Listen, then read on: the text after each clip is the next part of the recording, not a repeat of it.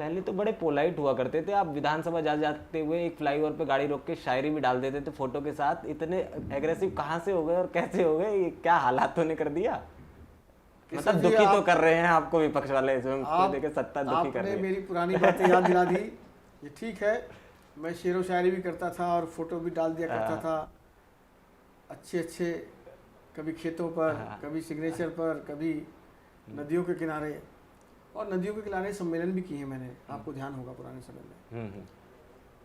लेकिन ठीक है, राजनीति का अपना मिजाज है और जनता का भी अपना मिजाज है, तो हम तो उनके अनुरूप चलते हैं। लेकिन जिस प्रकार की कट्टर, बेईमान, भ्रष्ट, निकम्मी, नकारा, दूसरों के माथे पर ठीकरा फोड़ने वाली, लड़ाई झगड़ा, कन्फ्रंटेशन जिसका सिद्धांत हो, ऐसी सरकार के साथ काम करते करते कुछ तो डेंट हमको भी पड़ गया, ये मैं स्वीकार कर सकता हूँ। क्योंकि ऐसे लोगों के बीच में काम करना सहज नहीं है। अपनी बात बोलो तो बोलने नहीं देते, क्वेश्चन आवर में क्वेश्चन करने नहीं देते, कॉलिंग अटेंशन लगाने नहीं देते, शॉर्ट ड्यूरेशन नोटिस को एक्सेप्ट नहीं करते, और जब कुछ बहने की कोशिश करो, कुछ कहने की कोशिश करो, तो मार्शल उठा करके 8-8 हमको बाहर फेंक देते हैं और कैमरे में आने नहीं देते। क्योंकि अगर कैमरे में आ गया वो मार्शल उठाता हुआ फेंकता हुआ तो कोई सिंपैथी हमें भी मिल जाएगी। तो आप राहुल गांधी को भी तो नहीं आने देते कैमरे में? नहीं, हम तो सारा कुछ दिखाते हैं, हम तो सारा निष्पक्ष से दिखाते हैं, हम माइक बंद नहीं करते, हमारा सब कुछ बंद है। और जैसे ही हमको मार्शल उठा के बाहर फेंकेगा या हम कुछ बोलेंगे तो सारा फोकस या तो स्पीकर साहब पे कर देंगे या विपक्ष के पकड़ देंगे, हमारे पर कैमरे नहीं होते। आप तो विधायक बन के आनंद आ रहा है, आप ना पुलिस ना कुछ ना, आप तो बाइक पे घूमते नजर आते हैं हमें। ये कैसा विधायक घूम रहा है? मतलब कभी बाइक पे निकलते हो, कभी पैदल निकलते हो, आपको कहीं मार्केट में घूमते हो आसानी से मिल जाते हो, तो आप विधायकी वाले सुख नहीं भोग रहे जितने भोगने चाहिए, या दूसरे लोग जो भोग रहे हैं। ये बात ठीक है, सहजता का जीवन जी रहा हूँ, जैसा था वैसा ही हूँ और भगवान करे ऐसा ही रहूं। हमारे अटल बिहारी वाजपेयी जी जो मेरे प्रणेता हैं, जिनसे मैंने बहुत कुछ इनके सिद्धांतों से सीखा। वाजपेयी जी के से तो मिले होंगे कई बार, उनकी कुछ बात बताएं ना, उनका स्वभाव कैसा था? वो कहते थे, वो बड़े मृदुभाषी थे, वो बड़े हो रोतों को। ये कविता वाला जो ट्विटर है वो वहीं से आया है। तो उन्होंने जो कहा था ना कि हे प्रभु मुझे इतनी ऊंचाई मत देना कि मैं अपनों से गले लग न सकूं, इतनी रुखाई मत देना कि मैं अपने से गले मिल न सकूं। तो वो मुझे याद रहता है और उनसे तो मैंने सारी प्रेरणा ली है केशव जी। बहुत झंझावत आई है जीवन में, और जब आपने कोरोना की बात की, जब आपने दंगों की बात की, तब भी हम कहते थे बाधाएं आती हैं आएँ, घिरे घटा की घोर प्रलयें, पाँव के नीचे अंगारे, सिर पर बरसें यदि ज्वालाएं, निज हाथों के हंसते हंसते आग जलाकर जलना होगा। सबसे कहते थे हम, कदम मिलाकर चलना होगा, कदम मिलाकर चलना होगा, कदम मिलाकर चलना होगा, समाज को कदम मिलाकर चलना होगा। ये हमने दंगों में भी कहा, ये हमने कोरोना में भी कहा, और ये सब असर आदरणीय वाजपेयी जी। आप ये लाइट होने के लिए क्या करते हैं? मतलब अब तो आज तो देखो कितने जॉली मूड में लग रहे हो, वैसे क्या करते हो जॉली मूड में होने के लिए आप? ये पूरे दिन की भाग दौड़, इतने कार्यकर्ता, विधानसभा, शोर शराबा, आजकल तो विधानसभा में बड़ा ज़बरदस्त बोलना शुरू कर दिया, आप बड़ा एग्रेसिव बोलते हो, ये मूड ठीक करने के लिए करते हो? पहले तो केशव जी कभी कभी हम शाम को बैठ जाते थे, नहीं पिक्चर देखने चला जाता था कभी कभी, पर अब तो फिल्म देखे भी थिएटर में बहुत समय हो गया। आखिरी कब देखे आपने?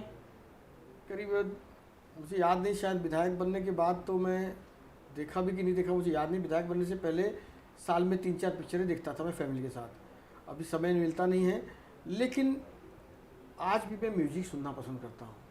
तो आपने पूछा कि आप अपने आप को हल्का कैसे करते हो, तो कभी कभी मैं ये नहीं पूछ सकता ना आम कैसे खाते हो, तो मैंने कहा यही पूछ लो कि हल्का कैसे करते हो खुद को। तो मैं यूट्यूब पे कभी कोई अच्छा पुराने गीत लगा लेता हूँ, गज़ल लगा लेता हूँ और आंखें बंद करके सुनता हूँ। कभी कभी गाड़ी में भी लगा लेता हूँ, उससे कहीं ना कहीं मेरी बैटरी चार्ज होती है।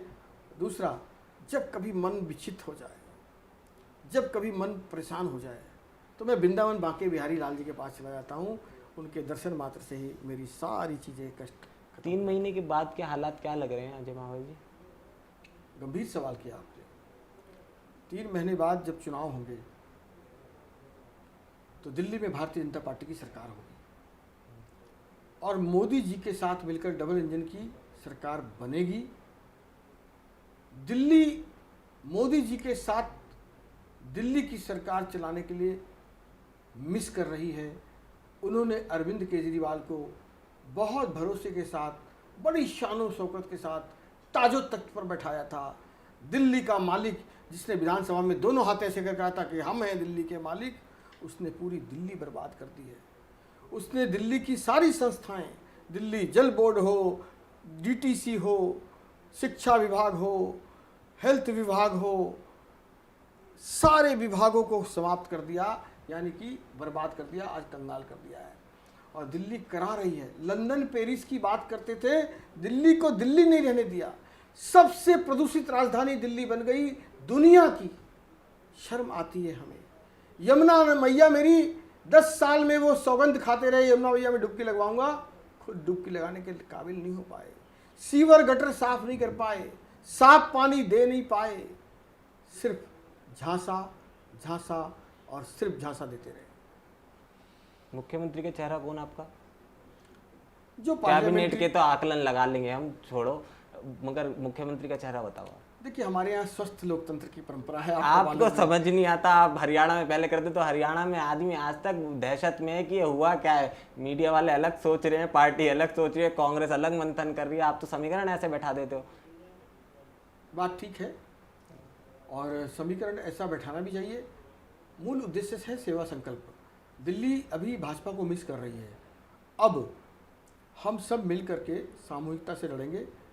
और पार्लियामेंट्री बोर्ड हमारा बहुत समझदार है, हमारा नेतृत्व बहुत समझदार है। निश्चित रूप से वो अच्छा निर्णय लेंगे। आपने सोचा नहीं होगा कि कभी धामी मुख्यमंत्री बनेंगे, आपने सोचा नहीं होगा कि कभी मोहन यादव। इस बात को हम किस तरह से लें? कहने का मतलब कि वो कोई ना कोई अच्छी शख्सियत को लीडरशिप जरूर देंगे। और दिल्ली मुख्यमंत्री कौन बने ये इंपॉर्टेंस नहीं है, विचारधारा क्या है, संकल्प क्या है सेवा का। आप नीचे से ऊपर तक सबको साथ लेके कैसे चल सकते हैं, अपने काम से दिल्ली का दिल कैसे जीत सकते हैं, कमिटमेंट की वैल्यू कैसे कर सकते हैं, गरीबों का कल्याण कैसे कर सकते हैं, महिलाओं का, युवाओं का सम्मान कैसे करते हैं, वरिष्ठ नागरिकों को किस प्रकार से आप रिस्पेक्ट करते हैं, सारी दिल्ली को सामूहिकता में कैसे लेकर चल सकते हैं। ये जज्बा उसके अंदर होना चाहिए, ये समझ उसके अंदर होनी चाहिए, सबको साथ लेने की कला उसके अंदर होनी चाहिए। ऑर्गेनाइजेशन और एडमिनिस्ट्रेटिव दोनों रूप में वो निपुण होना चाहिए। मुझे लगता है हमारा नेतृत्व बहुत समझदार है। देश सुरक्षित हाथों में है, हमारे अनेक प्रदेश सुरक्षित हाथों में हैं। दिल्ली भी निश्चित रूप से कोई न कोई भाजपा का कार्यकर्ता जरूर अच्छा आएगा, जिसको भी केंद्रीय नेतृत्व और पार्लियामेंट्री बोर्ड कहेगा वो उसको चलाएंगे। लेकिन हमारा नेतृत्व सामूहिकता में और सेवा में विश्वास करता है। एक आखिरी सवाल, बड़ा संजीदा सा, और उसके बाद खत्म करेंगे, कि आपके कुछ कार्यकर्ताओं ने चुनावों से पहले कहा कि हमें वो वोट नहीं चाहिए जो हमारे हैं ही नहीं। उस समय दौर था सीए एनआरसी का, और आपकी पूरी विधानसभा उससे घिरी पड़ी थी। लगातार करदमपुरी की बात करें तो प्रोटेस्ट हो रहा था, उधर भजनपुरा की बात करें चांदबाग में तो बड़ा प्रोटेस्ट था, बड़ा जमावड़ा था। आप आज भी इसी बात पे स्टैंड करते हैं, या मतलब आप सबको साथ लेके चलना चाहते हैं? उनको कैसे इंस्पायर करेंगे और उनको कैसे साझा करेंगे अपने भाव, जो आज भी आपसे अलग ढलग हैं, कह लीजिए, जिन्हें दूसरा व्यक्ति अपना वोट बैंक बताता है? मैं स्पष्ट हूं, धर्म कोई भी हो, समुदाय कोई भी हो, राम भक्तों की टोली के साथ, राष्ट्र भक्तों की टोली के साथ, सर्वधर्म समभाव के साथ, सबका साथ सबका विकास के साथ खड़े हो जाइए और काम को, व्यक्तित्व को, सेवा को मान दीजिए। उस समय जो हुआ वो अच्छा नहीं था, क्योंकि सीएए किसी के विरोध में नहीं था। गलतफहमियां फैलाई गई, गलतफहमियों से जो लोग सबक लेंगे ठीक है, नहीं तो अपनी राम राम। अपनी राम राम। और ये मैं अब 3-4 महीने पहले आपके यहाँ आया था, तो एक बोर्ड आपने सोसाइटी में घुसते ही लगा रखा है कि टुकड़े टुकड़े गैंग का आना मना है। इसको थोड़ा सा संक्षिप्त में समझा दीजिए ना। देखिए, टुकड़े टुकड़े के मैंने कहा जवाहरलाल नेहरू यूनिवर्सिटी में नारे लगे। वो आपने लगाया था ना, फोटो आपकी लग रही थी पोस्टर। नहीं नहीं नहीं, मेरी फोटो नहीं थी उसमें, वो आरडब्ल्यू ने लगाई थी। अच्छा। और यमुना विहार में और मेरी विधानसभा में जगह जगह लगी हुई थी। आरडब्ल्यू स्व प्रेरणा से लगा रही थी। कन्हैया कुमार से उनको दिक्कत थी टुकड़े टुकड़े गैंग के कारण। और कुछ भी हो जाए, राष्ट्र से बड़ा हम नहीं हो सकते। और धर्म भी, देखिए, कंधे से चौड़ी छाती नहीं होती और धर्म और देश से बड़ी जाति नहीं होती। कई लोग जाति का ढिंडोरा लेके पीटते हैं। क्यों पीट रहे हैं? किसकी जाति बची अफगानिस्तान में? किस जाति का गौरव बचा पाकिस्तान में? किस प्रकार तार तार किस जाति का गौरव बच रहा है बांग्लादेश में जो तार तार हो रही है? क्या पूछा जा रहा है कि तुम इस जाति की हो, तुम उस जाति को हो? बहन बेटियों की इज्जत लूट रही है, संपत्तियां लूटी जा रही हैं, जलाई जा रही हैं, मंदिर तोड़े जा रहे हैं। क्या जाति पूछकर? बाहर निकलिए जाति से और देखिए देश के संविधान में जिन्होंने मुस्लिम अपीसमेंट किया हो, सबक उनको सीखना है और उनसे सीखना है। बहुत बहुत शुक्रिया। और एक बार जाते जाते गोंडा की जनता के लिए कोई संदेश छोड़ दीजिए। और आने वाले 3 महीनों के बाद चुनाव हैं और जनता किस ओर जाए और क्या कुछ उसे सोच के मतदान करे, एक बार ये जनता और दिल्ली की जनता के लिए कुछ कहना चाहें जो आप। मैं तो सिर्फ इतना ही कहूँगा कि जैसे कुछ लोग लव जिहाद की तरह वोट जिहाद कर रहे हैं,